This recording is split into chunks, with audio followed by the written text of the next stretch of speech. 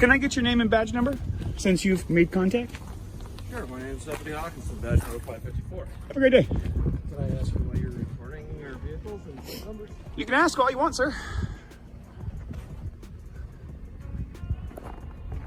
All right, we got another dirty vehicle.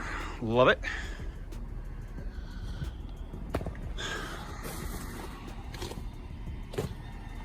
All right.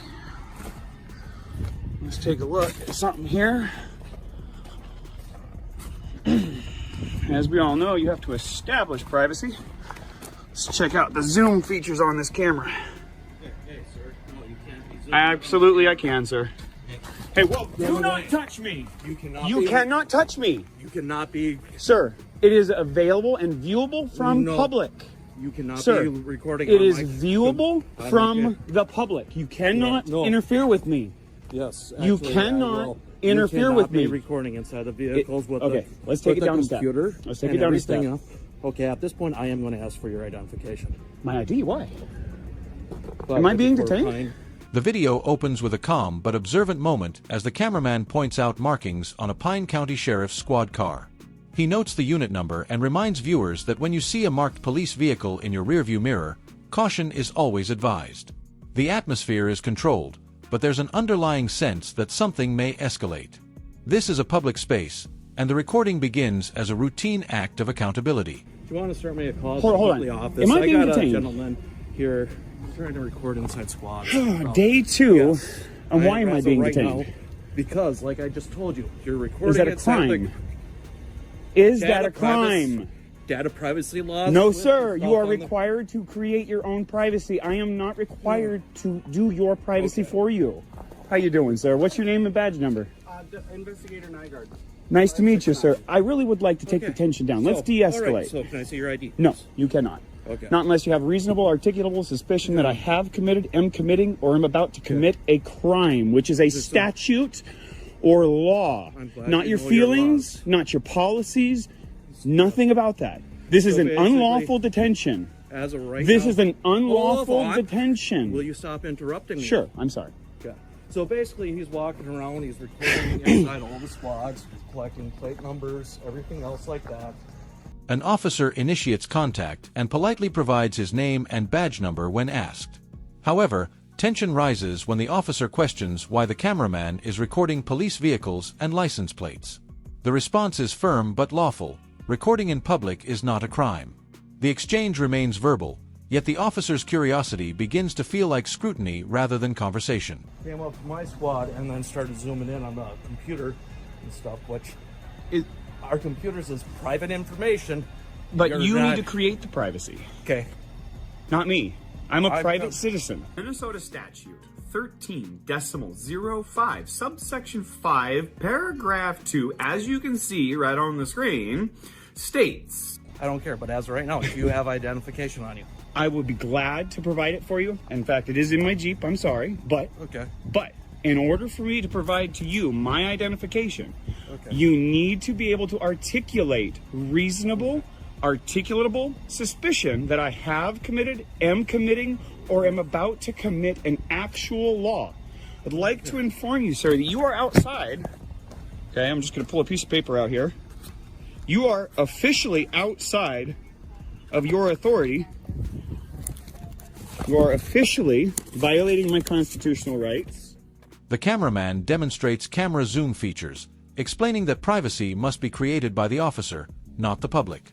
An officer attempts to stop the recording and physically interferes, prompting an immediate objection. The cameraman asserts that everything visible from public view is lawful to record. This moment marks the shift from observation to confrontation. It states right here, if you read line 3 of the Code of Ethics of Public Services of the City of Hinckley.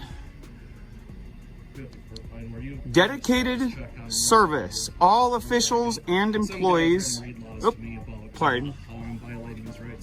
Officials and employees shall not exceed their authority or breach the law or risk others to do so. Let me ask you something, sir.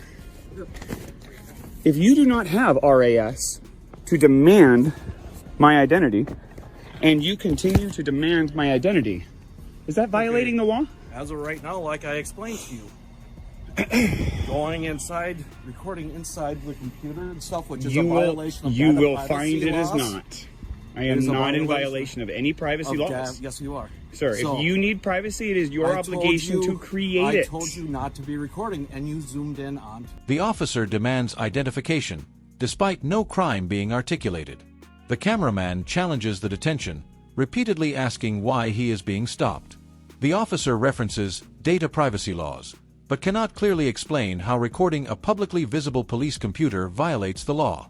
The confusion highlights a common issue: policy versus actual statute. Well, I actually zoomed in far before you asked anything of me. You also contacted me. You did not stop. Did you touch me? So, I told you to stop. Did you make physical contact with me? I reached out. Are you aware that that's assault? Okay. That is simple battery. With you. Well, then am I free to go? Do you have an ID with you? I do. Can I Always. see it, please? No, you may not.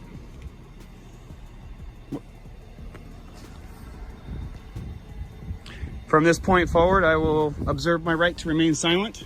I have nothing further to say to you without a lawyer present. That's fine. I'll just get a hold of my supervisor and I'll see what... Maybe he'll educate you. Do you really have to be so rude? When my rights were violated and I was assaulted by somebody who was sworn to uphold my constitutional rights, I get pretty upset, sir. I'm so sorry to hear that. I'm sorry to hear that you don't know my rights or care about my rights, and you want to try and use tools of intimidation to take my rights away from me. I'm not going to have it. A second officer arrives and attempts to de-escalate the situation.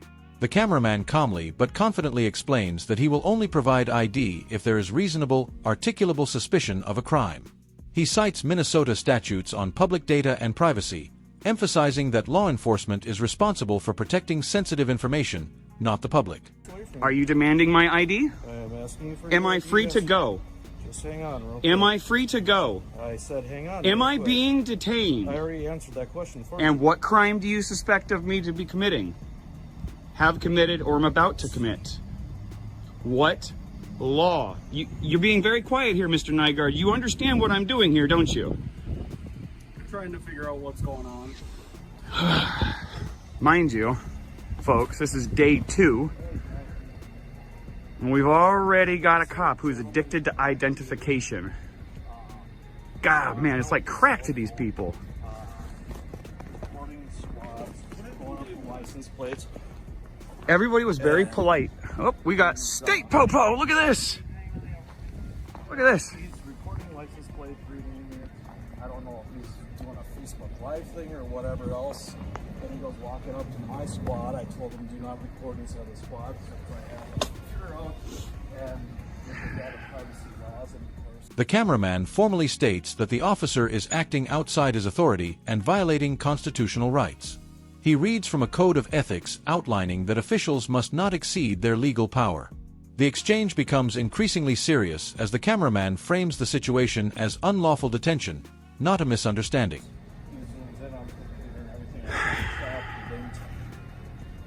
How you doing, ma'am? Doing great, thanks. My window and This is Minnesota here for you, folks. telling me that I'm violating. You asked me a question. Went great. Okay. It went great. Nobody violated my rights. Nobody interfered. By the way, you guys are interfering with my process here. You are interfering with my ability to collect news for public dissemination. It's a violation of federal law. He doesn't want Trying to figure out what's going on. I just told you, I'm here to collect information for public dissemination. I'm exercising my constitutional rights, and I wish to be free to go. Would you mind giving me your name and badge number? Supervisor, Associate Patrol 123. You're 123? Yep. Oh. That's actually my former license number for my profession.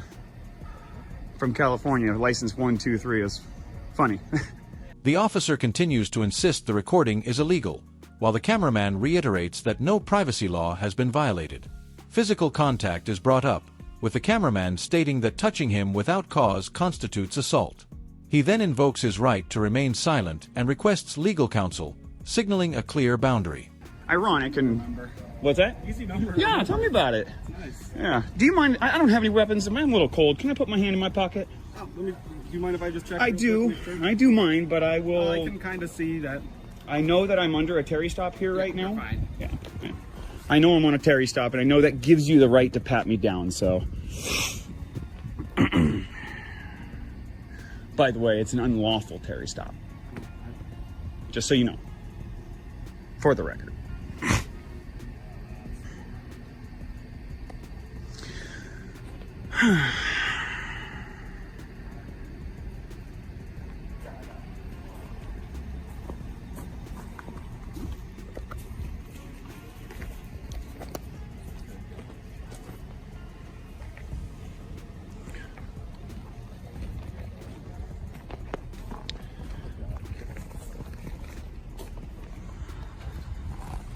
No, he just keeps following me around with his phone. I'm in That's public, about sir. it. Supervisors and additional officers arrive. The cameraman maintains composure, pointing out what he sees as an unhealthy fixation on identification rather than lawful policing. He explains he is gathering information for public dissemination, a protected activity. Even during a pat-down, he notes for the record that the stop itself is unlawful.